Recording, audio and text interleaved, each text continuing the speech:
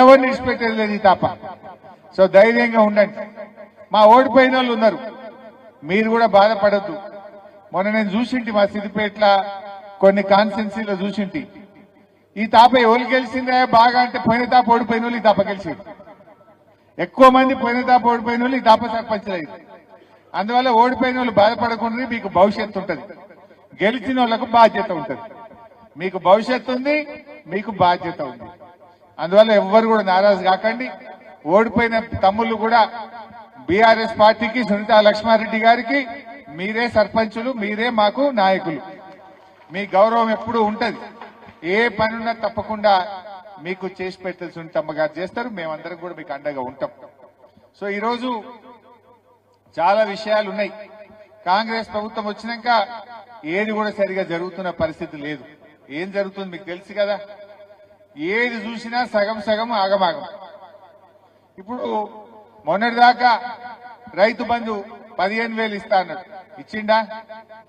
2 పంటలు రైతు బంధు ఇచ్చిండు, 2 పంటలు ఎగ్గొట్టిండు. సగం ఇచ్చిండు, సగం ఎగ్గొట్టిండు. మధ్యలో ఒక వానకాలం ఎగ్గొట్టిండు. మొన్న యాసంగిలో 2 ఎకరాలకు ఇచ్చి మిగతా వాళ్ళందరికీ ఎగ్గొట్టిండు. అంటే రైతు బంధు సగం సగం. బోనస్ పోయిన వానకాలం ఇచ్చిండు, పోయిన యాసంగి ఎగ్గొట్టిండా లేదా? ఇప్పుడు దాని గురించి మాట్లాడతలేడుగా. ఇప్పుడు మళ్ళా వానకాలం ఇచ్చిండు, మళ్ళా యాసంగి ఎగ్గొడతాడు. అంటే బోనస్ బోగస్, సగం సగం. బోనస్ చూస్తే సగం సగం, రైతు బంధు చూస్తే సగం సగం, బతుకమ్మ చీరలు చూస్తే 2 చీరలు రావాలి, వచ్చింది ఒక్కటి. ఆ ఒక్కటి ఎవరికి వచ్చింది? ఆ ఒక్కటి కూడా సంఘాల్లో ఉన్న వాళ్ళకే వచ్చింది. అంటే అత్తకు లేదు, బిడ్డకు లేదు, తల్లికి మాత్రం ఇచ్చిండు. ఇప్పుడు అత్త ఏమనుకోవాలి? నా కోడలు కట్టుకుంది కానీ నాకు ఇయ్యలే అనుకోదా? బిడ్డ ఏమనుకోవాలి? మా అమ్మకి వచ్చింది కానీ నాకు రాలేదు అనుకోదా? కేసీఆర్ ఉండగా అత్తకి ఇచ్చిండు, బిడ్డకి తల్లికి ఇచ్చిండు, అందరికి ఇచ్చిండు. కానీ రేవంత్ రెడ్డి 2 బతుకమ్మలకు ఇచ్చింది ఒకటే.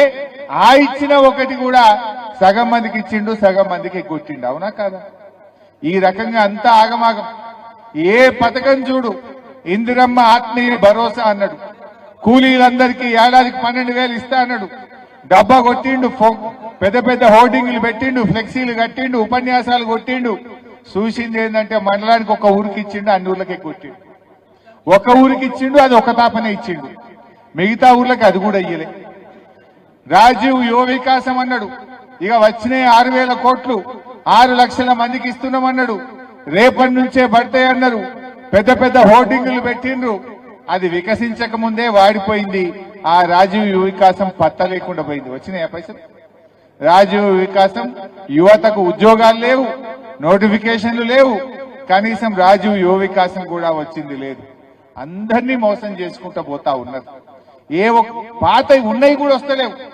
ఇలా ఉన్న పథకాలు కేసీఆర్ కిట్ బంధు, బతుకమ్మ చీరలు బంధు, న్యూట్రిషన్ కిట్ బంధు, గొర్రెల పంపిణీ పథకం బంధు, దళిత బంధు బంధు, ఎస్సీ కార్పొరేషన్, బీసీ కార్పొరేషన్ మూలకే పడ్డది. ఇక కళ్యాణ లక్ష్మి తులం బంగారం అన్నారు.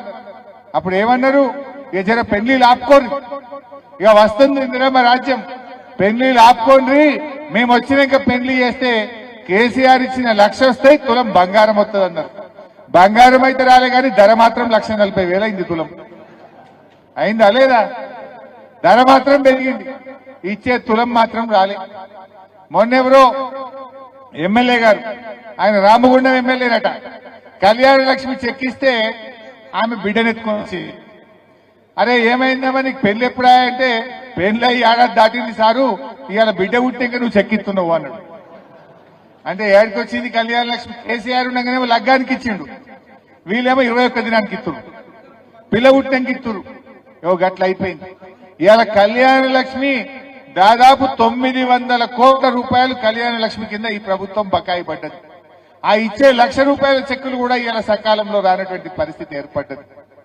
పిల్లల ఫీజు రియంబర్స్మెంట్ ఇవాళ 9,000 కోట్లు పిల్లల చదువులకు కాంగ్రెస్ పార్టీ బాకీ పడ్డది. కేసీఆర్ గారు ఉండగా ప్రతి సంవత్సరం 2,500 కోట్లు స్కాలర్షిప్ల కోసం పిల్లలకు ఇచ్చిండు. ఎస్సీ ఎస్టీ బీసీ పిల్లలు చదువుకోవాలి, ఇంజనీర్లు కావాలి, డాక్టర్లు కావాలని ప్రతి ఏడాది కేసీఆర్ గారు డబ్బులు ఇచ్చిండు. కానీ రేవంత్ రెడ్డి గారు వచ్చినాక ఎస్సీ ఎస్టీ బీసీల స్కాలర్షిప్లు ఆగిపోయినాయి, పిల్లల చదువులు ఆగమైతా ఉన్నాయి. ఆ పిల్లల చదువులకు కూడా ఈరోజు సాయం చేస్తలేరు. తండాలు బాగుంటాయి మా నర్సాపూర్లో,